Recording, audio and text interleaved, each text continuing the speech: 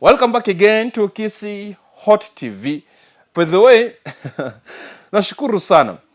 Nataka tuweze kuangazia katika masuala mawili matatu kwa sababu siku ya leo tumeona kwamba Rais Ruto yupo katika kaunti ya Lamu na katika maeneo ya Mpeketoni. Sababu ya hiyo kuna mambo mawili matatu ambayo nimeobserve. Na hii kitu ambacho wanasema kwamba ni interdenominational prayers, sijui Thanksgiving whatever. Hii kitu si hivyo. Hii ni kitu ambayo Ruto ameform only to attack Raila Amolo Odinga kwa zile vitu ambavyo anasema ama anazungumza ama anafanya kwa baraza la wananchi. Hiyo ndio kitu peke yake. Kwa sababu Ruto aliona kwamba akiweka mikutano ya faragha kama hii mikutano ambayo Raila anafanya ingemletea shida, kwa sababu watu wangesema kwamba anatumia rasilimali ya wananchi wa Kenya ili kupiga mambo na siasa. So akaona kitu kizuri ambacho atafanya ni kwenda kanisani ili ayazungumze kutoka kanisani. Kwa sababu kama mtu ukienda kanisani unafaa ufike kanisani, uombe, usikize, uhubiriwe, utoe sadaka, utoke, uende. Kama ni nafasi ya kusalimia watu, usalimie watu, useme hi, mimi ni rais na niambiwa niwasalimie. Umalize, upande ndege, rudi Ikulu, utulie. Lakini sasa, samahani, utulie. Lakini sasa kwa sababu ya mambo mawili matatu ambayo yanamuwaza, anaona kwamba hawezi akatulia, lazima aweze kujibu Raila Odinga, lazima aende kanisani, kwa sababu kanisa ndio atapata platform. Na si kanisa mingi ambazo zinapatiana hii opportunity. Kwa mfano kanisa CDA na some Catholic churches hawezi kupatia opportunity kama mwanasiasa. Hao wengine wanafanya biashara na wengine hawajielewi, wanapatiana opportunity kwa viongozi kuweza kutusi viongozi wengine badala ya kanisa kuja kuunganisha watu pamoja. Kwa hivyo nataka tuweze kuangazia mambo mawili matatu. Lakini kama ni mara yako ya kwanza umefika hapa ndani, nashukuru sana. Chukua nafasi yako na fursa yako na uzidi kuweza kukaa pamoja na mimi hapa ndani ya Kisi Hot TV. Na kama hujaweza kusubscribe, tafadhali nakuomba kaweze kusubscribe. Na mimi ninaitwa Dr. Dennis, ukipenda utaniita Kuku Rikuntu. Karibu sana mtazamaji. Kama kuna kitu ambacho Rais Ruto anafanya na wafuasi wake ni kitu cha kwenda kanisani na kujibu matamshi ya Raila Odinga. Kanisa si mahali ambapo mnapatiwa opportunity ya kutenganisha watu. Kanisa si la kutenganisha watu. Kanisa ni la kuunganisha watu ama Wakenya.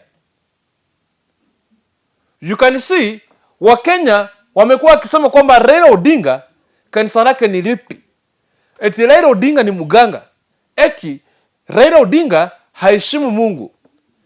But I want to assure you, I want to tell you 100%, I swear to you ladies and gentlemen, kwamba Raila Odinga is the only leader here in Kenya ambaye anaheshimu Mungu, ambaye anajua kanisa ni nini, ambaye anajua kwamba kanisani si mahali pa kutusi mtu ama kupeleka siasa. Unaona sasa hivi leo ni Sunday, Ruto yupo kanisani, Raila yupo kanisani. Leo I assure you. Lakini ako kanisani, anajua kwamba maneno yake ya siasa hata zungumza kanisani. Ametenga mikutano yake ya baraza la wananchi ambapo ataenda kuzungumza na Wakenya. Kanisani ni mahali ataenda sikize, ahubiriwe, atoe sadaka, atoke. Lakini Ruto anajua kwamba yeye akienda kanisani, pastor anahubiri 30 minutes. Ruto na vibaraka wake wanapatiwa 3 hours only to attack and abuse Raila Odinga. Tell me, like today, leo ni Sunday, Ruto ako live kwa page yake ya Facebook, William Samoei Ruto. Nenda fuatilia. Hata sawa wajakata Fuatilia, tazama, pastor alihubiri 30 minutes. The service of the church, it take only 2 hours. Waka hand over kwa William Ruto na samahani na siasa zake na watu wake. Wamechukua 3 hours. Wanachukua masaa mingi kuliko ya church service, ili kutusi Raila Odinga na kujibu na kujitetea na kupiga siasa za 2027. Let me tell you one thing. William Ruto, kama wewe unajua kwamba wewe ni rais, uko na rasilimali, uko na pesa, uko na resources, uko na power, uko na deep state, fanya hivi. Nenda kanisani, wacha kutusi mtu kutoka kanisani. Kama ni kanisa mnaenda kuomba na kusema thank you, just go to church. Pray. Toka church, weka mikutano kwa Kasarani, use stadium. Fanya vile ambavyo Raila anafanya. Tusi vile unataka. Lakini kanisani ni mahali ambapo unafaa kuunganisha wa Kenya. I can tell you one thing. Haya makanisa ya siku hizi wameweka pesa mbele. They don't understand the purpose of the church. They don't understand the purpose of being a pastor, ama mchungaji. Wewe ni pastor. You are giving the platform for leaders kuleta kutoelewana. Na sasa wote niwaulize, hii matusi yote ambayo wewe Ruto unapeleka na watu wako kanisani, ndio maana nasema kwamba ile kanisa peke yake, mimi si MSDA. I worship on Sunday. I worship on Sunday. But I want to tell you one thing. Kwamba haya makanisa ya Jumapili, makanisa mengi ni biashara. Na nimewaambia leo na nimewaambia leo. Makanisa mengi ya Jumapili ni biashara. Listen to me. Kanisa la SDA akina kuambia siku ya Jumamosi, siku ya kuabudu, Sabato, wakiwa kanisani, kama hauna wimbo, kama si lesson unachangia, kama hauko kwa program ya Sabato, eti sasa wewe ni rais, unakuja unapatiwa nafasi kama kiongozi, eti kuongea uanze kutusi watu, hautapewa hiyo opportunity. Ufanye nini? Ile kitu peke yake ambacho wanafanya hawa wa SDA ni kuabudu na kuimba na kutoa sadaka, wanamalizana. Sabato kisha haya mengine yatafuata. Well and good. Ndio manake haukaona Ruto akienda kanisa la SDA, kwa maana kule hata pego opportunity, utamalizia kuabudu na utoke na uende. Ndio manake Ruto hautomuona akienda kwa Waislamu, kwa sababu Waislamu wakimaliza kuswali washamaliza, wanaenda. Nishawahi attend event zao, wale wakimaliza tu hivi. Nilienda na mwanasiasa mwingine wakati wa kampeni kwenye msikiti, walikuwa wanafanya ibada zao nje ya uwanja kwa sababu walikuwa wengi. Wakati mbadili alimaliza kuswali, wakati walimaliza kuswali hawa Waislamu, nisikia mbadili akisema kwamba tuko na mwanasiasa hapa, tumpatie nafasi. Niliona hapa wengine wakitoka wakienda, kila mtu alikuwa na shughuli zake, wachache ndio walibaki. Hasa wamama walikuwa wametoka washaenda, kwa sababu kule wamama walikuwa wasaidiao na wazee walikuwa na vijana na wazee walikuwa wasaidiao. Watu niona wakitoka wakienda. Kwa sababu gani? Wanaheshimu. Wako na heshima kubwa sana. Wako na heshima kubwa sana kwa msikiti. Haya makanisa Jumapili mnatumia opportunity kwa sababu mnaona pesa. Mnasema kwamba rais atakuja, atatoa sadaka kubwa. Na mnampatia nafasi kubwa ya kutusi watu wengine. Kama yeye ni rais, ako na resources, asimame na aseme mimi kama rais ile kitu ambacho nataka kufanya ni hiki. Wacha niweke platform ya kuunganisha Wakenya.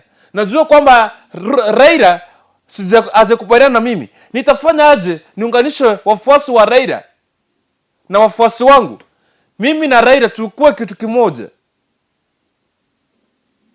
Wanasema kwamba silence is the best weapon. If you can't use this wisdom words, ukuwe silent, usijibu, uachane na Raila apige kelele, amalize, atulie, ndio peke yake utapata amani. Lakini the more unatoka kanisani kila Jumapili unaanza kumjibu, the more unampatia power. Anasema kumbe tena anaongeza power, anakuongezea tena. Wewe unatafuta Sunday, wewe kwa wiki mara mbili peke yake. Raila mara mbili anakuataki wewe mara moja. Utawezana? Utapiga kelele, utasema haushturigwi, utasema haupangwingwi. Ukimaliza uchumi utakuwa umekulemea, wananchi wa Kenya watakuwa wamekusumbua, utakuwa na stress, utaamua kuresign na utaacha Raila akiwa mzima. Kwani wewe unadhani Uhuru Kenyatta akipiga hesabu akasema watafanya kazi na Raila Odinga alikuwa mjinga kweli? Simunifanye miaka 5 kazi ikakuwa ngumu. Wacha nikwambie, Uhuru ni mwerefu. Miaka 5 aliona headache, akapiga hesabu akasema ikiwa nitaleta Raila Odinga kwa serikali next term sitachukua kura. Akapiga hesabu akasema wacha nivumilie 5 years, ning'ang'ane miaka 5, lakini second term lazima inaleta Raila Odinga kwa serikali, tufanye kazi pamoja. Ndio manake baada ya uchaguzi wa 2018 tukaona handshake. Hata wewe itakukalia ngumu brother. Miaka 5 itaisha, of course itakukalia ngumu. Miaka 5 nyingine yeye ya kuongeza kuwa 10. Sasa hapo utasema no, Raila kuja tufanye kazi. And I tell you, mtaacha Raila ataendelea kukua kijana hata zeeka, kwa sababu Wakenya wanaombea Raila Odinga kila siku. Mungu anaweka Raila Odinga, anamuongezea miaka ili aweze aendelee kuzidi kuombea na kutetea Wakenya wanyonge ambao wanateswa na viongozi. Raila atakuwepo kutetea wananchi wa Kenya, wale wanyonge. Kama mnadhani kwamba Raila atakufa kesho,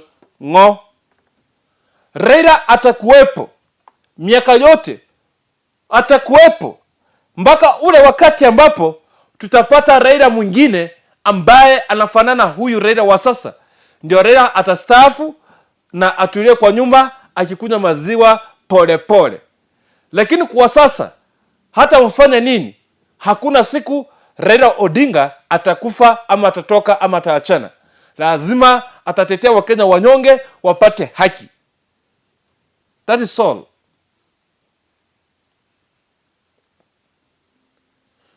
Maneno yangu ya mwisho, makanisa muache kutumika vibaya. Hasa yale makanisa ambayo mnapatiana opportunity ya kuleta siasa za chuki badala ya kuunganisha Wakenya. Nyinyi mnatumika vibaya, eti ni interdenominational prayers, sijui Thanksgiving whatever, na nyinyi mna viongozi wanakuja kutusi wengine, wanaleta differences kanisani. Mungu amewalani. Kanisa gani hii? Wachungaji aina gani nyinyi? Thank you for watching Kisii Hot TV. Mimi kwa majina ni Nyapto Dennis Kokurikuntu, na sasa nimeondoka, tuonane baadaye.